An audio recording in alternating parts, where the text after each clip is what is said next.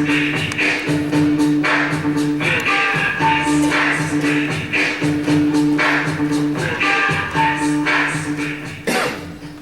Secure Fence Act of 2006. Physical infrastructure enhancements to prevent unlawful entry by aliens. At least 2 layers of reinforced fencing, the installation of additional physical barriers. The unlawful entries into the United States, including entries by terrorists and other unlawful aliens. Authority of U.S. Customs and Border Protection to stop unlawful vehicles from entering the United States. Unless you're one of the first Americans, a Native American, you came from someplace else. Somebody brought you.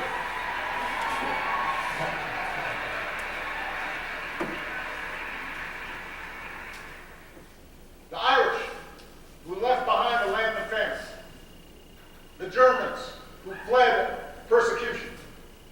The Scandinavians, who arrived eager to pioneer out west.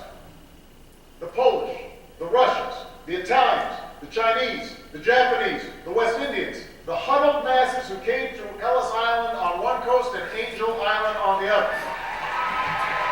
Now, all those folks, before they were us, they were them.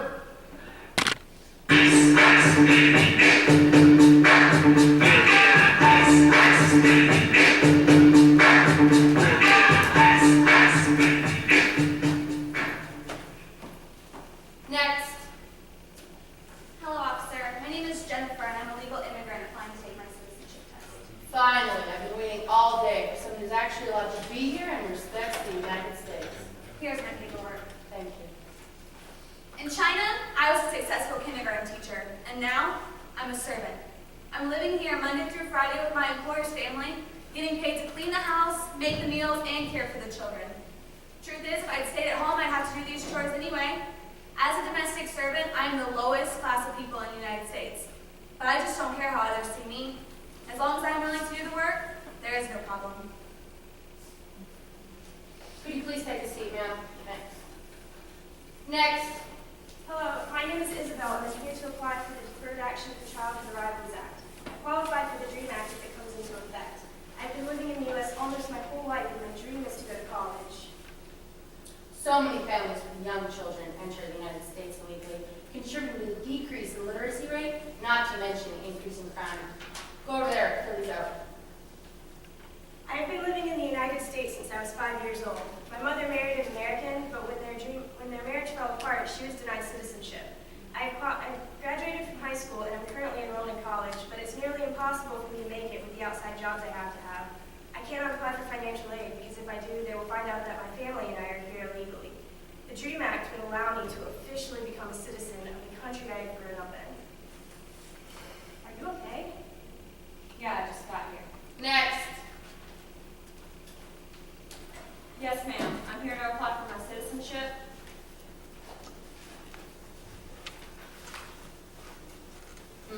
Let me review something. Go wait over there. I'll be right back. Is this where you wait? I don't know. Are you okay? Are you illegal? Yeah, I just crossed the border a few days ago. Wow. What was it like? How did you manage? I began my journey at night. My feet were sore, and I was freezing. I didn't want to take another step, but I knew I had to keep pushing until I reached freedom. Once I reached the fence, I couldn't believe how long and tall it was. I knew the only way I could get over it would be to climb it. I ripped my jeans, along with other parts of my leg. I didn't feel very welcomed at this point, but I knew America would be different once I lived here. Taking the journey will all be worth it. Ma'am. Rejected. You know what? I read somewhere that illegal families like you cost me $2,000 in tax money every single year. I live paycheck to paycheck. How can I afford to support people like you when I can barely afford to support people like myself? You're rejected. I know that I'm breaking the law, but I have to make a better life for me and my family. And America is the place where I'll have the freedom to achieve my dreams. After all, America is the land where all are welcome, right?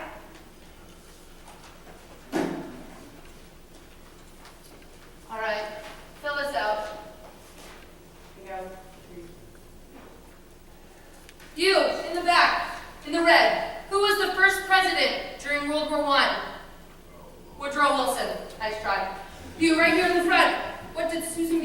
do. Fought for women's rights and for civil rights. Right here. What territory did the U.S. purchase from France in 1803? Louisiana Territory.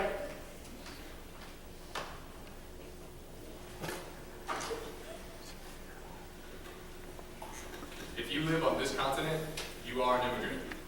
When arguments about the immigration problem come up, I think about my Greek-grandfather who landed at Ellis Island around 1915 and who was not, shall we say, heavily resourced. And he made his way into the American dream working in the middle class as a merchant. Now I look at his glorious progeny and all that they contribute to the greatness of this continent. And I can't help but think, what would have happened to our family? And indeed to everyone I know who is not a member of an indigenous tribe, if Lady Liberty had not declared, "Give me your tired, your poor, your huddled masses yearning to breathe free, the wretched refuse of your teeming shores, send these, the homeless, tempest-tossed to me." I lift my lamp beside the golden door. What happened to our hospitality? This is the Holy Bible. This is my dream. It is the faith that we put in our nation, and it is faith that we have in America. But do we still have faith in America?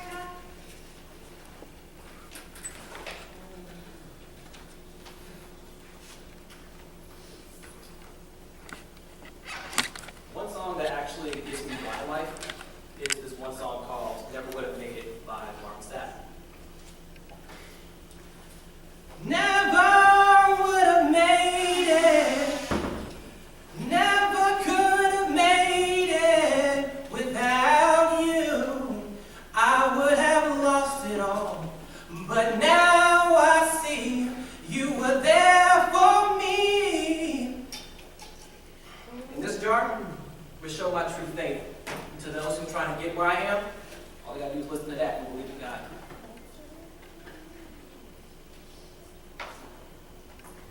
Hi, my name is Buffy, and this is my bottle of Lexapro, because the American dream drives me crazy.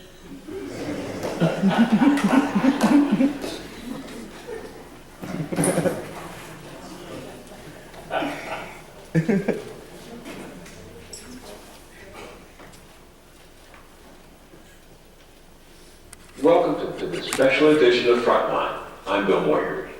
We want to tell you the story of two American families whose lives embody what's happened to the hopes and dreams of millions of Americans over the past 20 years. It's a story that begins in Milwaukee back in 1991. Well, I guess we're experiencing some technical difficulties, so I think we're going to have to do this the old-fashioned way, a puppet show. I'm going to introduce you to two American families, but we'll start with the Jones family. A very traditional white American family. Hold on. There, that's better.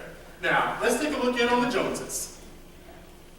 There's something that needs to be said. That there are interracial marriages out there. The couples live happy lives, and there's nothing wrong with it. Oh, wait a minute. Are you going to tell me what's wrong? The standard of matrimony is erected by affection and purity and does not depend upon the height, bulk, color, wealth, or poverty of individuals. Okay, guess not. Now you're going to tell me what's wrong? People at work were talking about their views on interracial couples. I know. I had the same problem with my parents a few weeks ago, but don't worry, babe. It will be fine. Still, it just really irritates me to see how ignorant and blind people can be. They don't see the true beauty of interracial couples. What's wrong with America? You know, I'm not really sure. But last night, I had a dream that one day my 4 little children will not be judged by the color of their skin, but by the content of their character. Let's not get too hasty. Time magazine says childless lifestyle is the path to the good life. I just want people to accept our marriage. Can we start there? Guess you're right. We can skip on the kids, but when do you think we're going to have them? Eventually. But for now, I want to live our American dream as a couple. Aren't there still things that you want for yourself? Well, now that you mention it, a family, career, and giving back to the community, those are the things I really care about. Exactly. Every American, regardless of their background, should have the same opportunity to achieve the American dream, to raise and provide for a family. Let's have some fun first, okay? Now we come to the Freeman household, a family held together by a single mother. James, how was your day at school? It was okay. We were talking about what we want to be when we grow up, and it might not happen for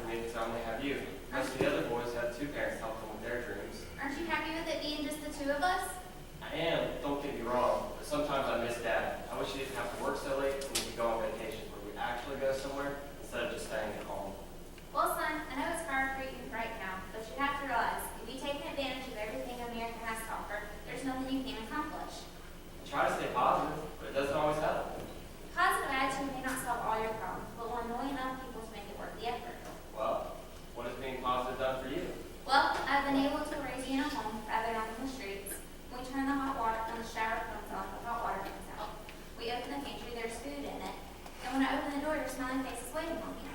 Dang, Mom, you make America sound like another name for opportunity. I can't wait to grow up and be a race car driver. No, I'm going to work for NASA. No, I'm going to be a businessman on Wall Street. I got to go do my science homework so I can prepare for NASA. My dream is for him to be happy.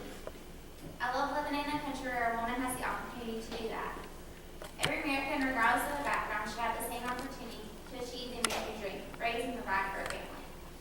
Now, let's fast forward about 15 years, back to the Joneses. It seems they ended up deciding to have kids and couldn't be more proud.